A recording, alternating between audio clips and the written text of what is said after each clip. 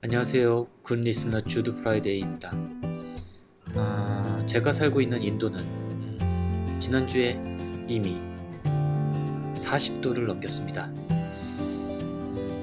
정확히는 41도까지 올라갔고요. 비가 한 차례 내렸습니다.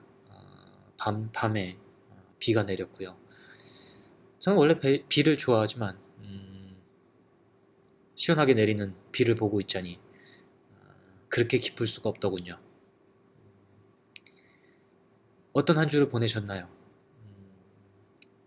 예전에 아, 학원에서 일본어를 배울 때 한 주를 보내고 월요일 수업에 가면 선생님이 늘 똑같은 질문을 하세요. 주말에 뭐 했어요? 라고. 그때마다 저는 그림을 좀 그렸고 소설을 읽었습니다. 라고 매번 똑같이 대답하니까 몇 달 후에 선생님은 이렇게 묻습니다. 주두 씨는 이번 주에 그림을 그리고 소설을 읽은 거 외에 다른 거 한 게 뭐가 있나요? 당신은 이번 주 뭘 하셨나요?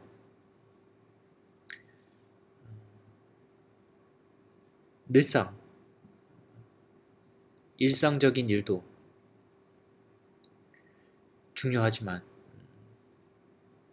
뭔가 하나씩 좀 새로운 걸 해보는 것도 괜찮은 것 같아요. 저는 이렇게 대답했던 것 같습니다. 집 앞에서 새로운 골목을 발견했다고. 제가 신풍역 근처에 살았는데 그쪽엔 아주 골목이 많습니다. 새로운 골목을 탐험하는 것도 꽤 매력적인 시간 보내기인 것 같아요. 그래요. 이번 주의 사연을 읽어드리겠습니다. 첫 번째 사연은 콜님이 보내주셨습니다.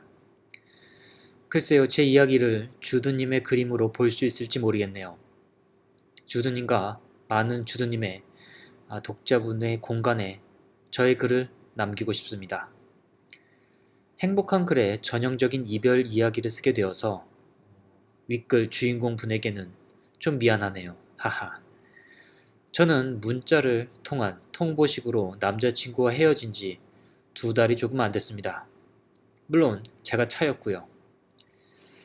자신의 마음이 무얼 말하는지 알게 되면 연락을 먼저 하겠다는 말이 거짓말인 것을 알면서도 저는 기다렸습니다.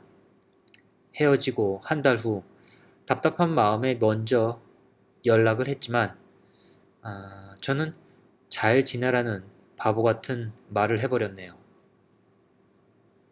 그리고 또 한 달이 조금 안 되게 지나 무언가 홀린 듯 만나서 이야기하고 끝을 맺고 싶다고 연락을 했습니다. 하지만 결국 답이 없네요. 전 남자친구는 이제 저를 떠올리면 마지막까지 질척거렸던 여자라고 생각할까요?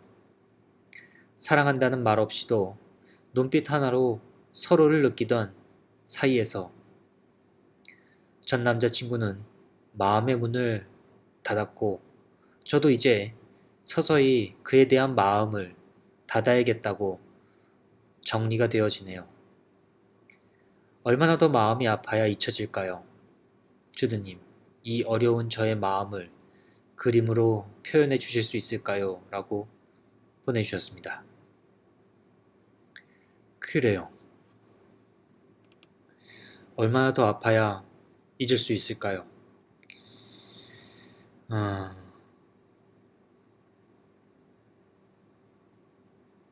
어려운 이야기죠. 음, 글쎄요. 음,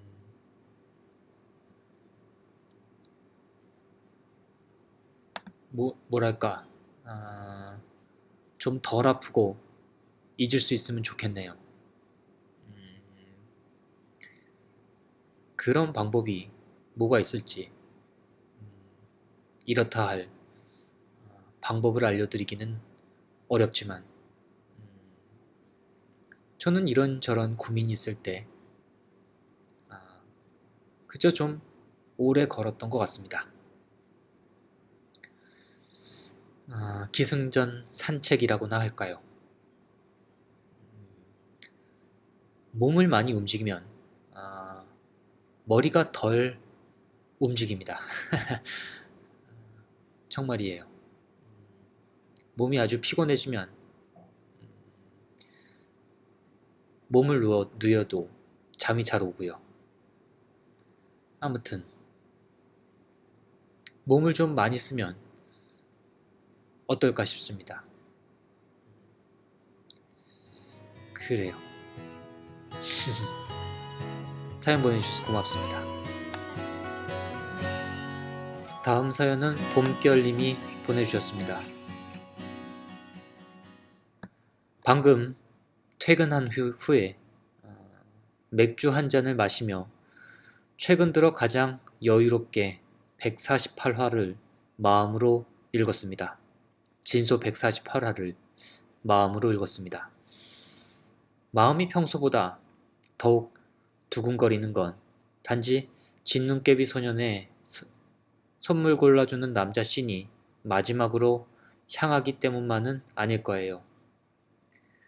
당신을 진눈깨비 소년이 처음 나왔을 때 즈음부터 만나기 시작해 서로를 알아가는 과정에서 진눈깨비 소년의 대사를 인용하기도 하고 또 그 대사들을 읊는 마음을 알아주는 당신의 모습에 더욱 인연이라고 느꼈는지도 모르겠네요. 그런 우리가 여름, 가을, 그리고 많은 계절들을 지나 다시금 봄이 올 듯 말 듯한 계절에 비스듬히 서 있네요. 우리만큼 불안정한 환절기입니다. 계절이 바뀌어도 그대만은 그대로이길 바랬는데 오히려 계절이 그대로고 그대와 나만 변한 것 같아요. 그래서인지 아직도 군고구마를 먹지 못하겠네요. 이걸 먹으면 날씨가 아무리 추워져도 겨울이 끝났다는 느낌이 들 것 같아서요. 우리는 참 많이 걸었죠. 걷고 이야기하고 가끔 편의점에서 맥주 4캔을 10,000원에 사와서 다음 캔이 식기 전에 먹어야 한다며 들이키기도 했고요. 여름엔 제주도에 가서 사랑스럽기보다는 강력한 바람도 맛봤죠. 이제와 고백하건대 그때 하도 치마와 머리가 흩날려서 내가 바보 같아 보일까봐 얼마나 신경 쓰였는지 몰라요. 더 바보같이 그렇게 가고 싶다던 가을의 홍천 은행나무 숲에서는 사람이 그렇게 많은데도 서로만을 담았고 겨울에 삿포로에서는 10걸음만 지나도 눈이 쌓여 걸음을 지워버릴 듯한 눈 속에서 걷고 또 걸었죠. 자극적인 것보다 맑고 투영해 손을 대면 종소리가 울려 퍼질 듯한 것을 좋아하는 나와 그런 나를 좋아하는 당신이기에 가능한 날들이었죠. 정말 그랬어요. 한참을 기다려서 먹은 맛집보다 숙소 앞에 임신한 고양이가 있는 작은 라멘집이 더 좋았고 가장 유명한 오타루의 오르골 땅보다는 없어진 철도길을 고즈넉히 걷던 그 조용했던 길이 더 좋았어요. 그냥 내일은 이런 얘기를 하기 어려울 것 같아서 이렇게 적습니다. 선물 골라주는 남자가 끝나고 진소도 끝나가는데 고개를 들었을 때 당신도 없으면 어떻게 해야 할지 오늘은 잘 모르겠어요. 길을 잃어 가로등 길 아래에서 멍하니 서 있었던 작년 여름의 어느 날처럼 가야 할 길이 하나 없네요. 라고 봄결님이 적어주셨습니다. 그래요. 가야 할 길이 하나 없다는 말이 듣기 좋네요. 듣기 좋다는 말이 조금 너무하기는 하지만 그래요. 오타루는 그 이와이 슌지 감독의 러브레터가 나왔던 그 오타루인 것 같습니다. 음, 영화에서는 일본의 북쪽 먼 곳이라고 되어 있던가요? 정확히 오타루라고는 명시되어 있지 않지만 아, 그곳은 오타루였습니다. 그 유리공예가 유명한 곳이기도 하고요. 언젠가 한번 기회가 닿는다면 저도 꼭 한번 가보고 싶은 곳입니다. 그래요. 제가 오타루에 가본 적이 없어서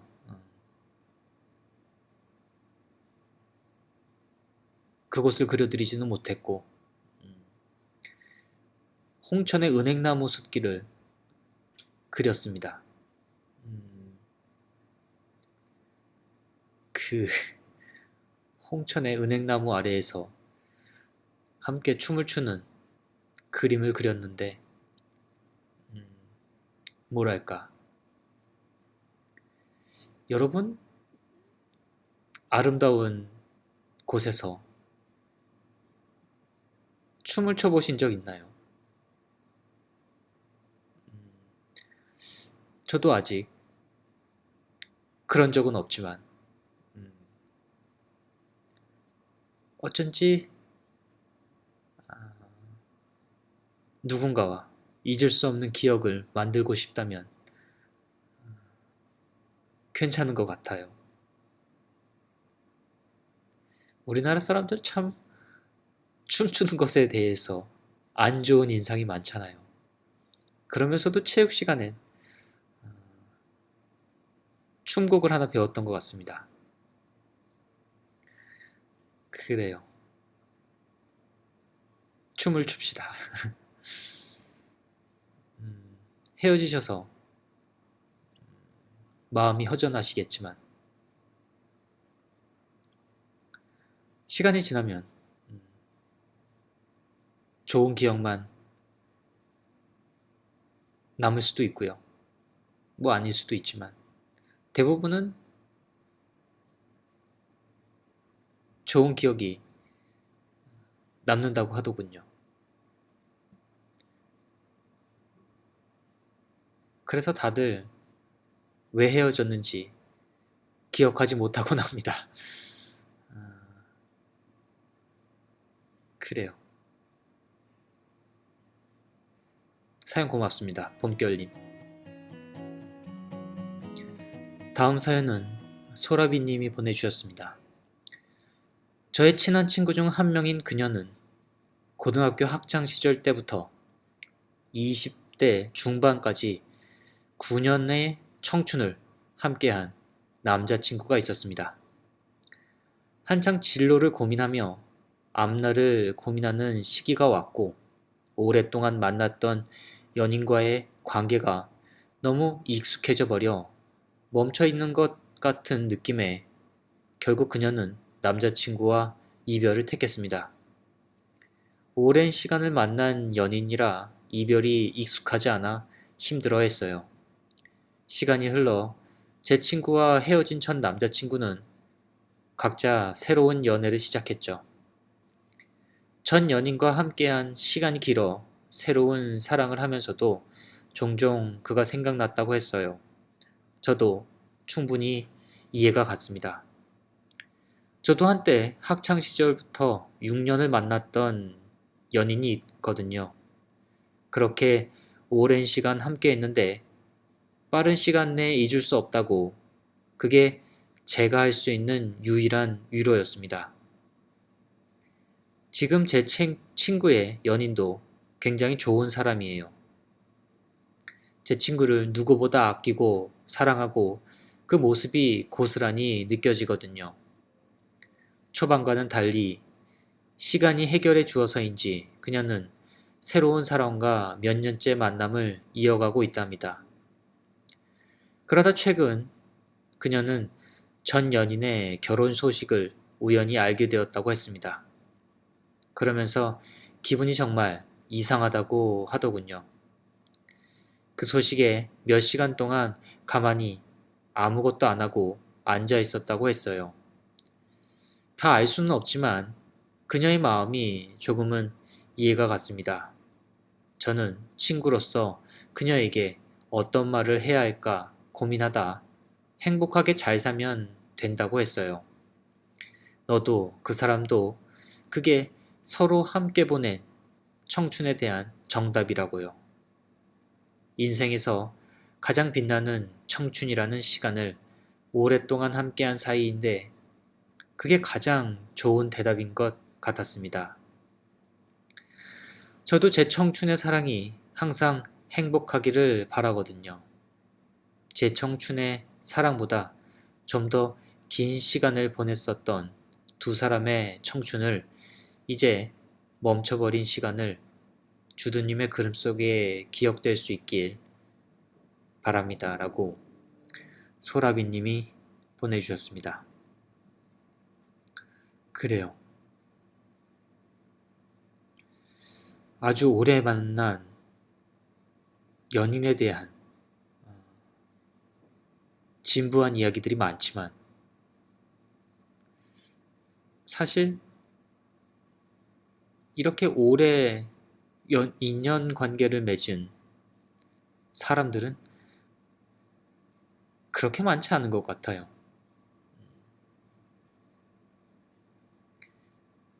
그래서 대부분 비슷한 형식의 이별을 갖게 되고요. 그 예전에 영화도 하나 있었죠. 윤계상 씨가 나왔던 것 같은데 제목이 기억이 안 나네요. 김하늘 씨가 나왔었나요? 그래요. 그런 영화가 방금 떠올랐습니다.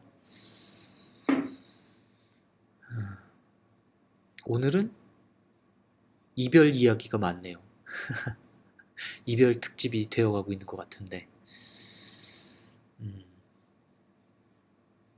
아무쪼록 소라비님의 친구분도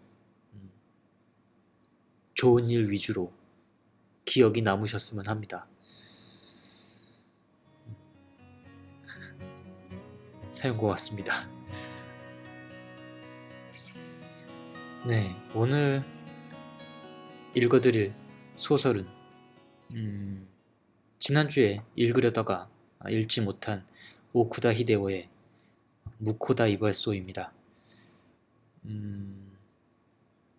오쿠다 히데오는 우리나라에서 가장 유명한 일본 작가 중에 한 명이라고 생각을 합니다. 최근 단편집이 하나가 또 나왔고 그 장편 소설 중에는 가장 최근에 한국에 소개된 무코다 이발소입니다. 사실 그 한국에서 가장 유명한 건 역시 그 이라부 시리즈겠죠. 면장선거, 공중근해, 공중근해가 가장 유명한 것 같습니다. 그리고 인더풀이 있죠. 인더풀은 영화로도 아주 잘 만들어진 작품입니다. 영화를 보고 그 영화의 몇 장면들은 아직까지도 깊은 인상을 남겼는데요. 그래요. 그 오쿠다 히데오의 작품들을 좀 소개시켜드리면 1997년에 우란바나의 숲으로 시작해서 최악, 방해자, 한밤중의 행진, 남쪽으로 튀어, 라라피포, 올림픽의 몸값, 꿈의 도시, 준페이 다시 생각해, 침묵의 거리, 나오미와 가나코, 그리고 무코다 이바소가 있습니다.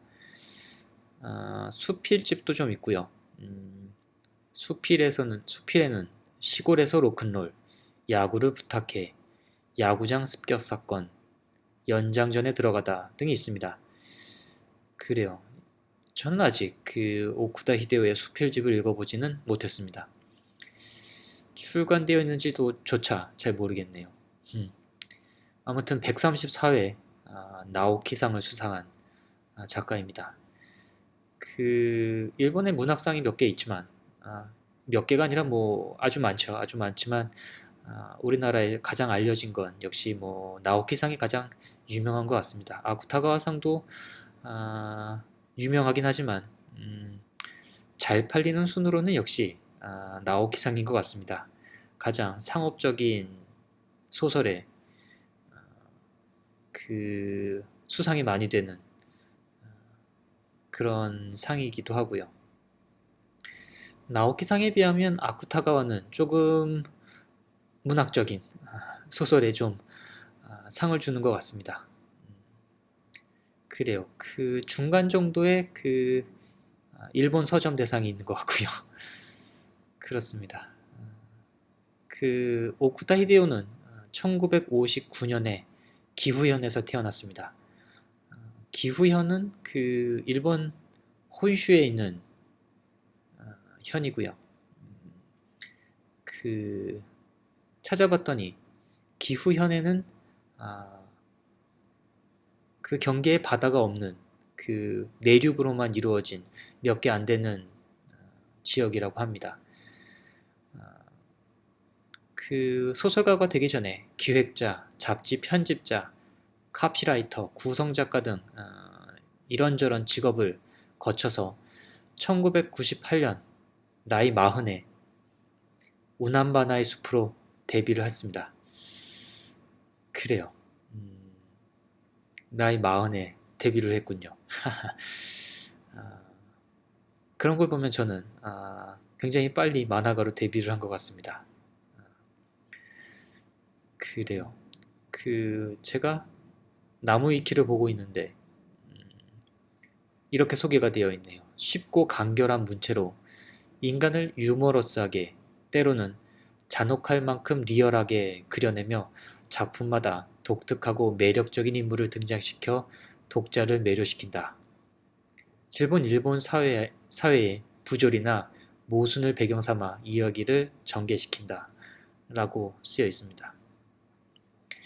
그래요. 실제로 그렇습니다. 그 무코다 이발소의 경우에는 그 한국도 마찬가지지만 일본도 그 지역 사회가 그 굉장히 빠른 속도로 붕괴되고 그 소위 시골이라고 하죠. 시골 도시에서는 젊은이들이 모두 빠져나가서 그 나이가 많은 사람들만 어떻게 유지시키면서 살아가고 있습니다.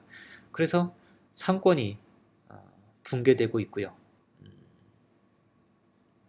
그런 많은 문제들 때문에 그 범죄율도 증가하고 있고 여러 가지 많은 사회 문제들이 일어나고 있습니다. 그런 지역에서 살고 있는 그런 이발사와 그런 지역을 좀 어떻게 살려보겠다고 도시에서 시골로 온 아들과의 그런 갈등을 재료 삼아서 소설을 진행하고 있습니다. 그래요. 그러면 뭐 오쿠다 히데오에 대해서는 뭐 이렇다 할 여러분들이 많이 알고 계시니까 일단 소설 무코다 이발소의 앞부분을 조금 읽어드리면서 이번 주 군 리스너를 마무리할까 합니다. 그래요. 읽겠습니다.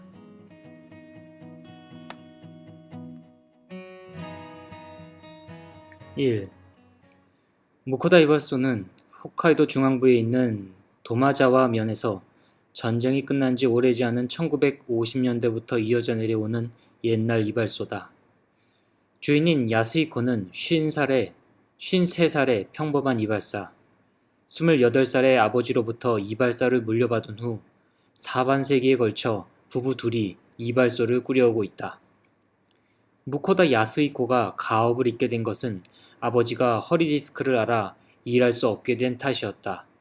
삿포로 대학에서 생활을 마친 야스히코는 역시 삿포로에서 광고 회사에 취직해 바쁜 나날을 보내고 있었는데 집안 상황이 급박하게 돌아가자 귀향을 결심했다. 장남이라 뒷짐을 지고 있을 수만은 없는 사정도 있었다.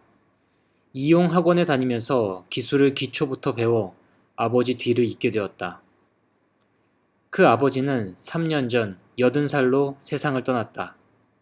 79살의 어머니는 아직 건강해서 지금도 가게에 나와 손님을 상대하려 한다. 도마자와는 과거 탄광덕에 번성했던 마을이다.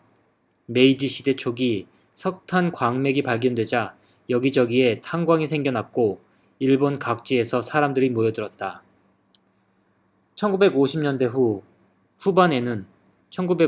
후반에는 관련 공장도 진출, 인구 8만을 거느린 일본 유수의 탄광 도시로 발전했다.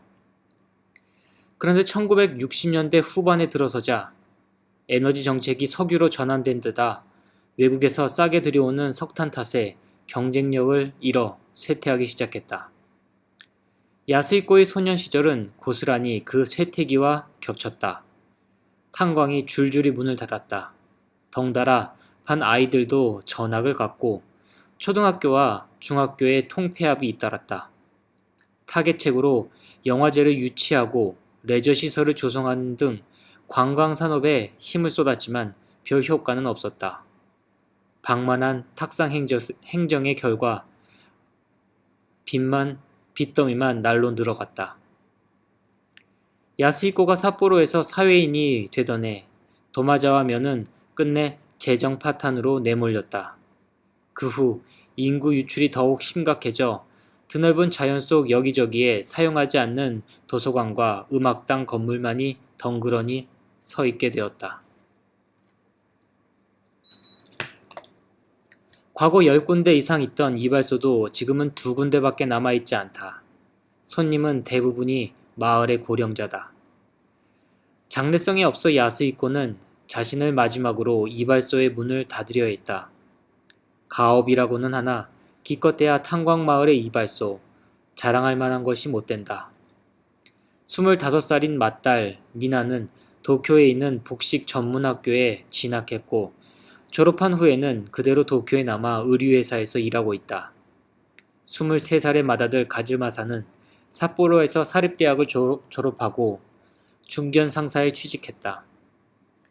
자식들이 고향으로 돌아와 주기는 바라지 않는다. 인구가 격감해 사람보다 소가 더 많은 쇠락한 시골 동네에 젊은이들을 매료할 만한 요소는 무엇 하나 없다. 자식들에게는 자식들의 인생이 있다. 자신과 아내의 노후가 불안하지만 그건 어쩔 수 없는 일이라고 생각하고 있다. 그런데 아들 가지마사가 도마자와로 돌아오겠다는 말을 꺼냈다. 나요, 우리 고향을 어떻게든 하고 싶어. 이대로 가다 젊은 사람이 싹 없어지면 어떻게 되겠어.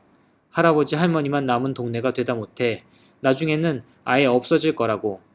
그건 안 되는 일이잖아.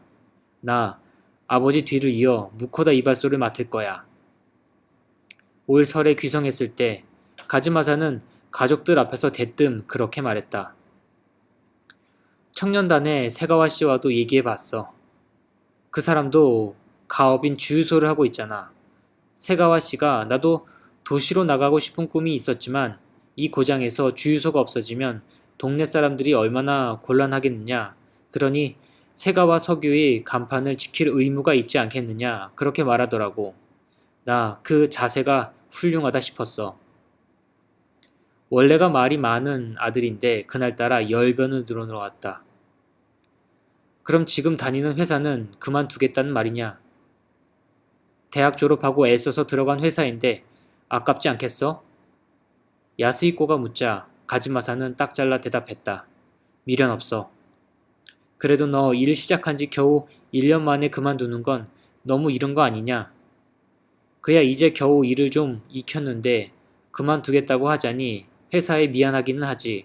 그래도 이렇게 말하기 뭐하지만 회사원은 누구든 대신할 수 있지만 도마자와의 이발소는 대신할 수 있는 사람이 아무도 없는걸.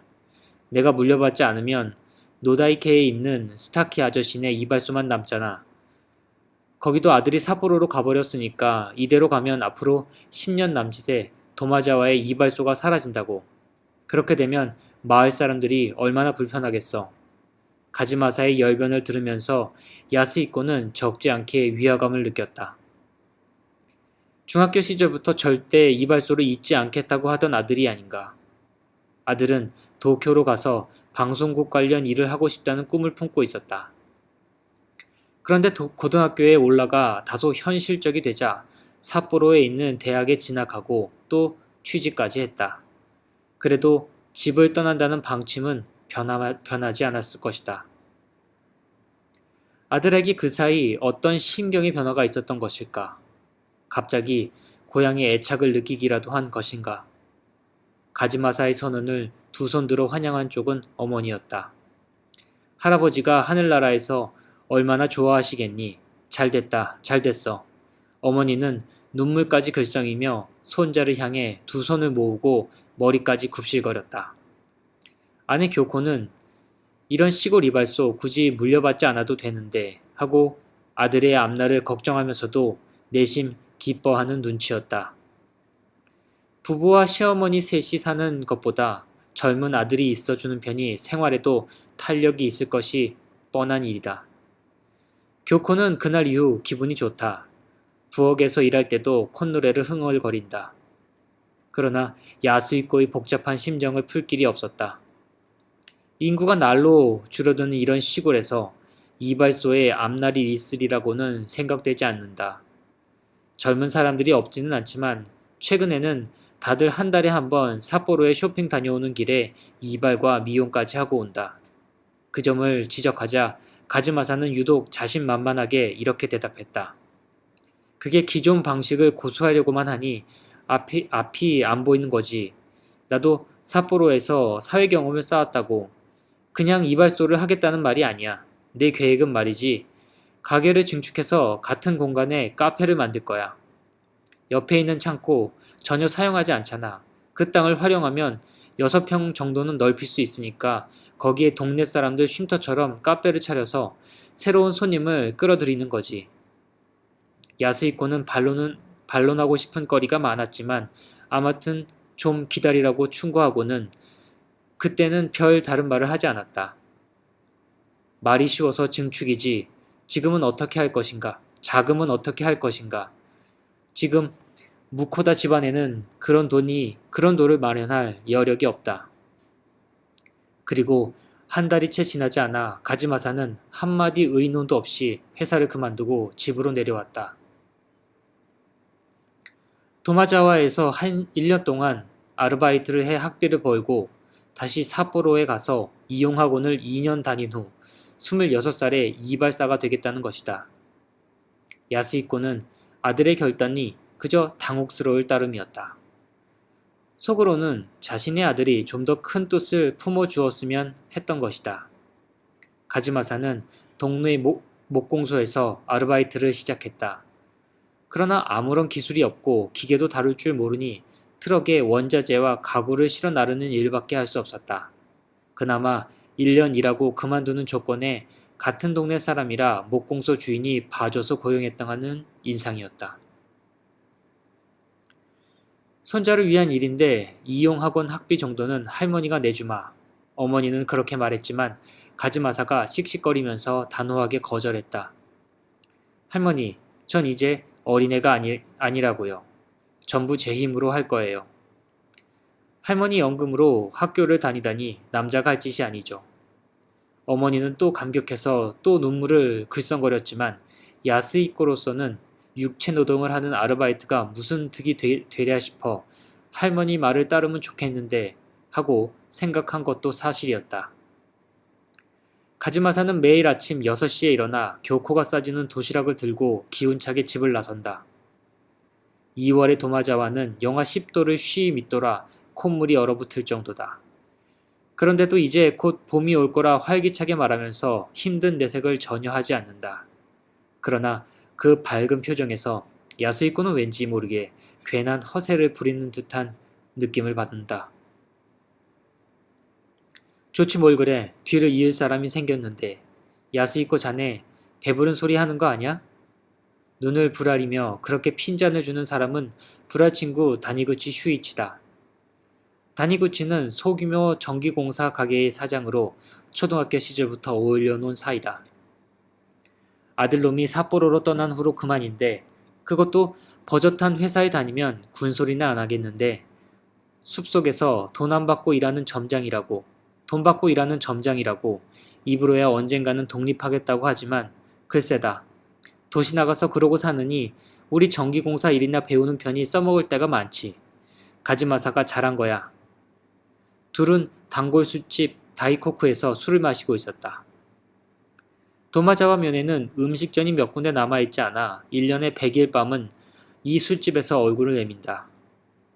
옛날에 탄광식당에서 일했다는 여주인은 자칭 60대로 혼자서 가게를 꾸려나가고 있다. 이 도마자와에서 이발소를 해서 뭐하겠나. 새로운 손님을 끌어들이겠다니 어쩌겠다니 꿈같은 소리를 하고 있지만 젊은 사람들이 다 떠나는 마당에 어떻게 새 손님을 끌어들이겠어. 애당초 사람이 없잖아.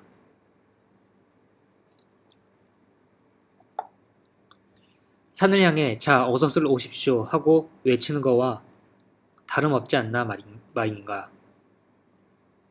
야스히코는 그렇게 반론을 폈다. 두 사람 사이에는 벌써 몇 번이나 오간 얘기다. 자네 그렇게 말하면 안 되지.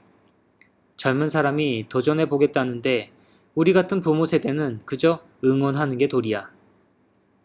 뭘 응원하란 말인가. 가게를 넓혀서 절반은 카페를 하겠다는데 신용금고에서도 대출을 거절할걸.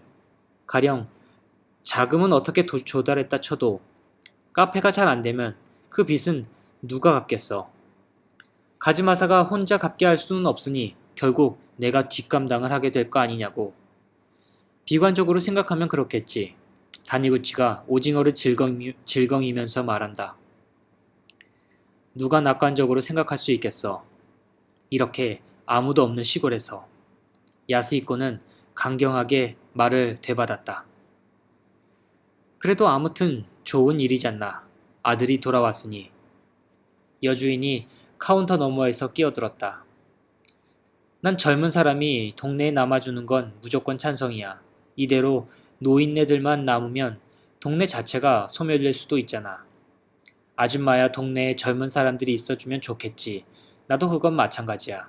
그런데 그게 자기 아들이면 얘기가 달라진다고. 아줌마는 자기 아들이 이 동네에 남겠다면 좋겠어? 야스히코가 묻자 여주인은 잠시 머뭇거리더니 어깨를 으쓱하고는 대답했다. 그러네. 내 아들이 그러겠다면 고민되겠네. 그렇지? 그러니까 간단하지가 않다고. 우리 노후를 생각하면야 자식이 옆에 있는 것만큼 든든한 것도 없겠지. 그러나 그 자식들의 앞날을 생각하면 마냥 좋아할 수만은 없다고. 도마자와의 미래가 있어야 말이지. 그거 하나는 분명하잖아. 그렇게 단정하는 건 좀 그렇지. 도마자와를 어떻게 해보겠다고 도쿄에서 사람이 내려와 있잖나. 다니구치가 불만스럽다는 듯이 말을 받았다.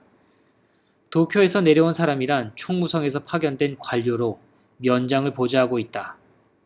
30대 중반에 언뜻 보기에도 열성파이고 마을 재건에도 온 힘을 쏟고 있다. 게다가 지역 주민과의 교류에도 적극적이라 청년단의 고문까지 맡고 있다.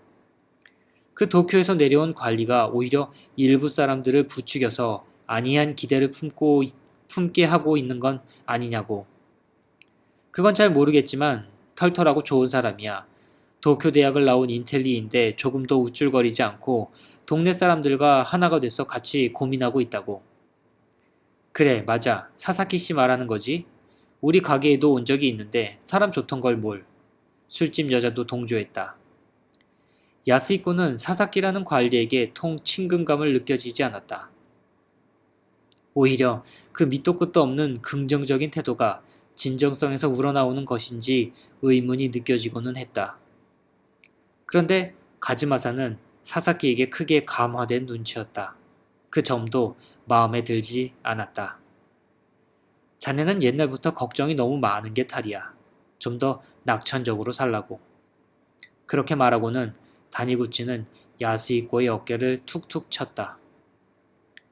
동네 사람들이 하나같이 낙천적이다 보니 도마자와가 재정 파탄을 맞은 거지. 그러니 조금은 반성을 해야 하지 않겠나. 야스히코는 큰 소리로 받아쳤다. 가게에 다른 손님이 없다. 대부분 음식점이 주 사흘 영업을 하고 있다. 그리고 문 닫을 시간까지 있으면 가게 주인이 차로 집까지 데려다 준다. 그렇게라도 하지 않으면 아무도 술을 마시러 오지 않기 때문이다. 2. 가즈마사는 목공소 일이 끝나면 집으로 돌아와 저녁을 먹고는 거의 매일 밤 밖으로 나갔다. 단골 술집에 청년단 동료들이 늘 모이는 듯 했다. 그 술집에 같이 있었다는 지인 말이 동네에 남아있는 젊은이들이 모여서 밤이면 밤마다 이대로는 안 된다. 도모자와를 어떻게든 해야 한다 하고 경론을 벌인다고 한다. 그리고 그 자리에 사사키도 수시로 가담해서 토론의 양상을 띠는 일도 있다고 한다. 늘 보는 얼굴끼리 매일 밤 모이는데 새로 할 얘기가 뭐가 있을까 싶은 것은 중년인 야스히코 생각이지 젊은 사람들은 늘 어울리고 싶은 것이리라. 야스히코 역시 젊은 시절에는 매일 밤 친구들과 함께 차를 몰고 아무것도 없는 산길을 달리곤 했다. 그날 밤도 가즈마사는 일을 끝내고 돌아오자 저녁을 후다닥 먹어치우고 휴대전화로 몇 군데 연락을 하더니 다시 다운 자켓을 껴입었다. 너무 마시지는 말고 교코가 한마디 주의를 준다. 오늘은 내가 운전을 해야 해서 안 마실 거야. 제 돈으로 산 중고 경차에 올라타 의기양양하게 나간다. 아니 여자처럼 술도 안 마시고 떠들기만 한다고? 어이가 없어 야스히코는 그렇게 말하자 교코는 술 없이도 얼마나 재미있는데 하고 이해한다는 듯한 태도를 보였다. 당신은 태평해서 좋군. 가즈마사가 앞으로 어떻게 될지 진지하게 생각이나 해봤나 모르겠어. 나도 다 생각해요. 카페를 차린다는 얘기는 돈이 없으니까 당장 그러기는 힘들겠지만 그래도 이용사가 돼서 가업을 잇는 건 그렇게 나쁜 일이 아니고 무엇보다 기술을 익히는 거잖아요. 그러면 무코다 이발소 벌이가 시원치 않더라도 삿포로에 나가 체인점에서 일할 수도 있고 별로 나쁜 계획 같지는 않은데 난. 교코가 돈가스를 우물거리며 말한다. 귀가 잘 들리지 않은 어머니는 벌써 식사를 끝내고 당신 방에서 텔레비전을 보고 있었다. 빚을 떠안는 게 어디 보통 일이야? 남의 밑에서 이용사로 일하면서 무슨 재주로 갚겠어. 지금은 그 아이가 한창 들떠 있어서 무슨 말을 해도 소용없다고요. 카페를 차리겠다는 것도 이용학원 졸업한 후니까 앞으로 3년이나 남았는데요 뭐. 그때 가서 현실에 부딪히면 조금은 냉정해지지 않겠어요? 교코의 말이 타당해서 야스히코는 기세가 눌렸다. 당신도 한 통속이 되어 들떠 있는 줄 알았는데. 그럴 리가 있겠어요. 사람이 점점 줄어드는 도마자와에 새로운 장사를 한다는 게 지나친 모험이지. 그래도 젊은 사람들이 어떻게든 해보려고 힘을 내고 있는데 노인네들 생각만으로 삐딱하게 보는 건 아닌가 싶네. 당신도 슈이치와 똑같은 말을 하는군. 나도 응원하고 싶은 마음은 굴뚝 같아. 하지만 말이야, 도마자와에 있으면 어떤 여자가 시집으로 오겠어. 나는 그게 제일 걱정이라고. 걱정 말아요. 나 같은 별난 여자가 반드시 있을 테니까. 교코가 된장국을 후루룩 마시고는 고개를 저쪽으로 돌리고 말했다. 야스히코는 대답할 말이 궁해졌다. 삿포로에서 회사원으로 생활할 때 당시 연인이었던 교코에게 도마자와로 돌아가 가업을 잇고 싶다고 털어놓았다. 그러자 삿포로에서 태어나 회사를 다니고 있던 그녀는 그 자리에서 좋아요, 나도 따라가지 뭐 하고 바로 대답했다. 그래서 결혼이 결정되었다.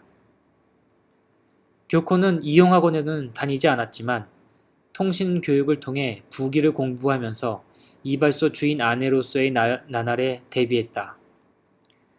그런 시골에 가서 살아도 괜찮겠느냐고 묻는 야스히코에게 그녀는 웃으면서 인생이 다 인연인데요 뭐 하고 가볍게 대답했다. 그 후로 불만은 한마디도 하지 않았다. 청년단에도 다 남자들 뿐이라고. 젊은 처자는 고등학교 졸업하면 다 떠나가고 조상의 묘를 지켜야 하는 의무가 없으니 자유로운 게지. 우리 미나도 도쿄로 가버렸잖아. 당신 같은 별난 여자 쉽게 없을 거야. 지금부터 걱정해봐야 무슨 소용이 있겠어요. 가즈마사는 아직 23이라고요. 걱정 없어요. 도마자와에는 30이 넘었는데도 독신으로 지내는 남자들이 우글우글하다. 그러니 더 걱정인 것이다. 요즘은 뒤를 이어줄 자식이 없어서 속 썩는 사람들이 더 많은 시대라고요. 당신 걱정은 사치야 사치. 교코는 그렇게 말하고는 일어나 다 먹은 그릇들을 부엌으로 가져갔다. 그럴지도 모르지. 야스히코는 한숨을 쉬고는 밥을 우물우물 먹었다. 집 밖에서는 아무 소리도 나지 않는다. 그래도 일단은 중앙로변에 집을 겸한 가게가 있는데 오가는 차가 없기 때문이다.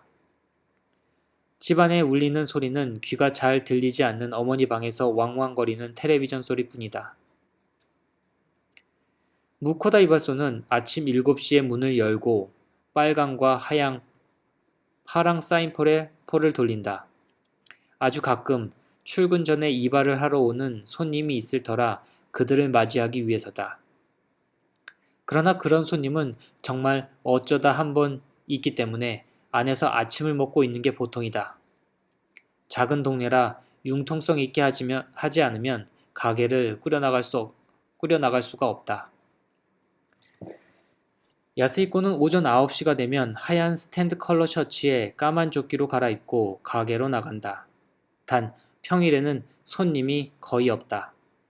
하루에 손님 한 명도 없는 날이 있지만 그런 때도 가게를 비울 수는 없다. 이런 장사는 그저 손님이 오기를 기다리는 수밖에 없다. 게다가 이발소는 세일이나 신상품과도 인연이 없다. 자발적으로 뭘 할 수 없다는 건 참 괴로운 일이다. 수입은 가족이 먹고 살 정도는 되지만 호사를 부릴 여유는 없다. 지난 10여 년 동안 해마다 매출이 줄어들어 불필요한 전기는 꼼꼼하게 끄는 등의 경비 절감으로 버텨왔다. 가즈마사가 그리는 꿈은 너무 아니하다. 카페 운영이 생각 같지 않아 가게 안에서 부자 둘이 언제 올지 모르는 손님을 하염없이 기다리게 된다면 상상만 해도 울적해지는 광경이다. 소파에서 신문을 읽고 있자니 문에서 종이 딸랑딸랑 울리면서 손님이 들어왔다. 야스히코는 네 어서 오십시오 하면서 엉덩이를 들었다가 얼굴을 보고는 동작을 멈췄다. 도쿄에서 온 면사무소의 파견 관료 사사키였다. 얼굴은 알지만 말을 나눈 적은 없다. 손님으로 온 것인가 아니면 다른 용건이 있는 것인가. 저 머리를 좀 깎을 수 있을까요? 두꺼운 다운 재킷을 입어 미쉐린 타이터 캐릭터처럼 투실투실하다. 밖이 추워서 그런지 얼굴도 딱딱하게 굳어있다. 그야 당연히 면사무소에서 걸어온 건가? 네, 요즘 너무 밖이 추워서 잘 나가지 않는 통에 운동도 할 겸. 야, 그런데 춥긴 춥습니다. 사사키는 두 손을 볼에 비비며 말한다. 우선 불을 좀 쬐지. 야스히코는 일어나 의자의 스토브 앞으로 밀어넣었다. 시간은 있는 건가? 괜찮습니다. 예정되어 있던 회의가 취소돼서 마침 시간이 생겼는데 무코다 청년집에 이발소라는 게 생각나서요. 2달이나 머리를 깎지 않아서 가볼까 하고 사사키가 하얀 이를 드러내고 말한다. 그렇군. 우리 이발소는 조합에 들어가 있어서 면도까지 합해 3,700엔인데 괜찮겠나? 물론입니다. 평소에는 사포로에 나가서 자르나? 좋아하는 스타일이 있으면 말해주면 좋겠는데. 2달치 자란 만큼 잘라주면 됩니다. 그 다음은 적당히. 사사키는 쾌활했다. 청년당의 청년들이 이 소탈함을 좋아하는 것이리라. 얼른 의자로 안내하고 이발 준비를 시작한다. 이 가게 입지가 꽤 좋은데요. 면사무소에서도 경찰서에서도 걸어올 수 있고 사사키가 말했다. 그렇지. 덕분에 공무원들이 다들 우리 이발소에 오는 거지.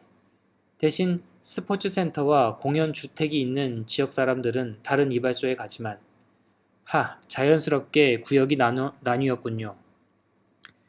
동네에 2군데밖에 없는 이발소가 경쟁을 해서 어쩌겠나. 그러니 서로의 손님은 빼앗지 않는 것이 묵시적인 양의 사항이랄까, 예의랄까. 그렇군요. 도마자와는 넓이로만 치면 도쿄의 세타가야구와 스기나미구를 합한 면적에 필적하니 분담하는 편이 좋은 거군요. 그래도 동네 사람들 대부분이 이발을 하든 쇼핑을 하든 차가 없으면 꼼짝을 할 수 없겠더군요. 그러게 말이야. 어르신들만 남은 세대에는 차를 이용할 수 없으면 속수무책이지. 여러분은 한 군데 모여 살 생각은 없으신 겁니까? 사사키가 묘한 말을 했다. 야스히코는 무의식 중에 동작을 멈추고 거울 속을 보았다. 그게 무슨 말이지? 도마자와의 최대 약점은 주민이 여기저기 흩어져 산다는 겁니다. 그래서 행정 서비스도 효율적이지 못하고 인프라 정비도 구석구석 미치지 못하는 거죠. 예를 들어 아스카 지구에 사는 열 몇 세대, 전원이 65세 이상, 그 사람들이 단체로 공연주택에 이사해주면 겨울에 아스카로 통하는 길은 제설 작업을 하지 않아도 되잖아요. 예산으로 따지면 상당한 차이가 생깁니다. 그래도 아스카 주민들은 조상 대대로 내려오는 땅에서 사는 데다 농사를 계속 짓고 있는 사람도 있는데 그런 곳을 떠나기가 쉽지 않을 거야. 그렇겠죠. 하지만 후계자도 없다고 들었거든요. 그렇다면 근처에 병원과 슈퍼마켓이 있는 공연주택에 사는 편이 노후에 더 안심이 되지 않을까. 저 같은 사람은 그렇게 생각하는데 그 말은 자기 땅을 버리고 이사를 하라 그런 뜻인가? 뭐 그런 셈이죠. 사사키가 거리낌 없이 대답해 야스히코는 약간 화가 났다. 야스히코 자신은 땅이나 조상의 산소에 집착하지 않지만 남이 쉽게 말하면 아무래도 화가 난다. 요컨대 동네의 사이즈를 줄이는 거죠. 넓은 집 여기저기에 흩어져 있는 것보다 한 방에 모여 있으면 난방비를 줄일 수 있는 것처럼 그런 원리입니다. 말이야 맞는 말이지만 상대는 손님이라 반론하지 않았다. 그러나 그런 원리라면 도마자와 면민 전체를 사포로 근교로 이주시키는 편이 더 효율적이지 않겠는가. 사사키 씨는 고향이 나가노입니다. 저희 집도 시골이라서 쇠퇴한 지방 문제는 나름 잘 알고 있다고 생각하는데요. 그렇군. 시골 사람들은 나이가 들면 집합 주택에 모여 사는 편이 좋습니다. 자식들도 안심할 수 있고요. 그건 그렇지. 사사키는 말이 많았다. 명색이 부면장이지만 거들먹거리는 구석이 조금도 없고 이런 시골을 깔보지도 않고 진지하게 도마자와의 앞날을 걱정하는 듯 보였다. 원래가 관료이니 사명감이 투철한 것이리라. 아내와 어린아이를 데리고 부임했다는 점에서도 호감을 사고 있다. 안에서 교코가 나와 거울 너머로 인사하고는 빗자루로 바닥에 떨어진 머리카락을 쓸어 모았다. 손님이 누구인지 모르는 것 같아서 야스히코는 가르쳐 주었다. 부면장 사사키 씨야. 가즈마사에게 들었지? 어머나, 그래요? 아들이 늘 신세를 지고 있다던데요. 교코는 반가워하면서 옆까지 가서 머리를 숙였다. 가즈마사가 도마자와로 돌아와 새로운 일을 하고 싶다고 해서 기대가 큽니다. 가즈마사처럼 고향의 앞날을 걱정하는 젊은이가 한 사람이라도 많아지면 도마자와도 틀림없이 변할 거예요. 사사키 씨가 교코에게 말했다. 나도 그렇게 생각하는데 우리 주인 양반은 이런 시골에 이발소를 해봐야 앞날이 어둡다고 시집올 처자도 없다고 그런 얘기만 하네요. 당신 무슨 내 탓을 하고 그래? 당신도 100% 찬성하는 건 아니잖아. 당신보다는 긍정적이에요. 난, 난 우리 아들을 응원할 거라고요. 교코가 턱을 쑥 내밀고 야스히코의 말을 받아쳤다. 당신 말이지, 손님 앞에서 시비 거는 거 아니지. 저는 괜찮습니다. 사사키가 희죽 웃고는 말했다. 아버님이 불안해 하시는 건 당연한 일이죠. 주유소에 새가 와도 아버님의 새 사업을 반대하신다는 것 같던데요. 새가와 석유의 아들놈도 뭘 새로 시작한다 하는가 보군. 주유소와 같이 서점을 할 계획이랍니다. 그것도 만화를 특화해서 문화 발신 기지로 하고 싶다더군요. 야스히코는 세가와가 딱했다. 어느 집 아들이나 다 마찬가지다. 아직 젊으니 서로의 꿈을 얘기만 해도 신이 나는 것이다. 그래서 사사키 씨는 잘 될 것이라고 생각하는 거요? 잘은 모르지만 가만히 있는 것보다는 낫겠죠. 앞날이 창창한 젊은이가 처음부터 세상을 삐딱하게 보면서 아무것도 하지 않는다면 인생이 너무 아깝잖아요. 맞아요. 나도 한두 번의 실패는 해보는 게 좋지 않을까 해요. 교코가 내 말이 그 말이라는 듯이 맞장구를 쳤다. 경제적으로 여유가 있으면 문제가 없지. 하지만 카페 한다고 500만 원이나 빌렸다가 잘 안 되면 빚만 남는다고. 아무리 제 자식이라 해도 난 그런 빚을 떠안을 수 없어. 이발은 제쳐놓고 토론이 벌어지고 말았다. 작은 문제는 조성금 제도를 사용하면 부담을 줄일 수 있습니다. 과소지에서 사는 주민들이 새로운 사업을 시작하면 무담보로 무이자로 300만 엔까지 대출을 해주는 특별 제도가 있거든요. 도마자와도 대상 지역입니다. 그렇게 설명하는 사사키. 그 말은 나도 아들놈에게 들었는데 그렇다고 그냥 주는 건 아니잖나. 어디까지나 빚이지. 여전히 야스히코가 물고 늘어지자 사사키는 상반신을 덮은 가운 밖으로 오른팔을 내밀어 시계를 보았다. 아, 이거 미안하군. 떠들기만 했어. 사실은 근무 시간 중인데 말이지. 야스히코는 얼른 가위를 놀렸다. 마무리에 들어간다. 교코는 옆에서 수염 깎을 준비를 시작했다. 그 외에도 여러 가지 방법을 모색 중입니다. 유명한 공간 플래너를 도쿄에서 불러와 조언을 얻기도 하고 또 펀드를 설립해서 유망한 사업에 투자도 하고 말이죠. 아무튼 젊은이들의 도전을 최대한 지원하자는 것이 면의 방침입니다. 따라서 우리가 바라는 건 주민들의 의욕이에요.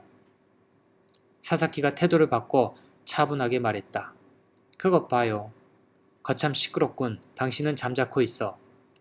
야스히코는 이러니 청년달이 심취할 만도 하겠다는 생각을 했다. 과거에도 정부기관에서 내려온 관료가 있었지만 다들 재정 재건에만 열을 올렸지 주민들과는 직접 접촉하지 않았다. 가즈마사를 비롯한 지금 청년들은 그나마 물신양면으로 관심을 받고 있는 셈이다. 보시죠. 이런 느낌인데. 마무리 작업을 끝낸 야스히코가 거울 속의 사사키에게 말한다. 네, 좋군요. 간결한 대답이었다. 표정만 봐서는 마음에 드는지 어떤지 알 수 없다.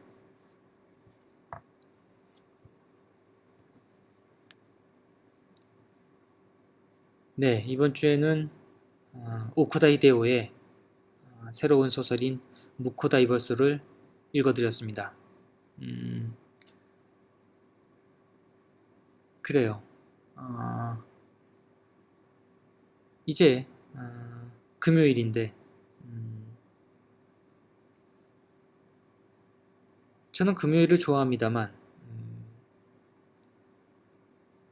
하긴 금요일을 싫어하는 사람이 누가 있겠습니까? 주말이 오는데요. 저는 사실 휴일인 일요일보다 주말인 토요일을 더 좋아했습니다. 비록 제가 학교를 다닐 때에는 수업을 했지만요. 요즘은 수업을 안 하죠? 하나요? 모르겠어요. 저희 때는 고등학교 때에도 4시간짜리 수업을 했습니다. 초등학교 때에도 3시간 수업을 했고요. 4시간인가요? 아무튼 오전 수업을 하고 한 12시쯤에 끝나서 집에 가서 점심을 먹었던 기억이 납니다. 그 패턴이 아주 좋았던 것 같아요. 부담 없이 학교에 와서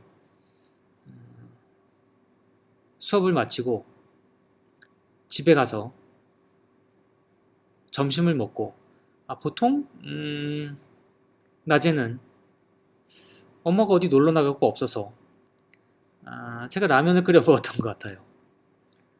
라면을 끓여 먹든지 아니면 엄마가 이제 상을 차려주고 나가시거나 하셔서 점심을 먹고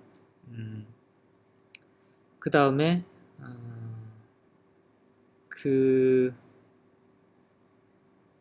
나가죠. 나가서 실컷 쏘다닙니다. 그래요. 또 쓸데없는 말을 늘어놓기 전에 마무리를 해야 할 것 같습니다.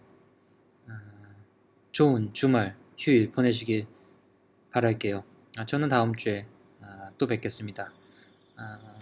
군 리스너 주드 프라이데이였습니다. 고맙습니다.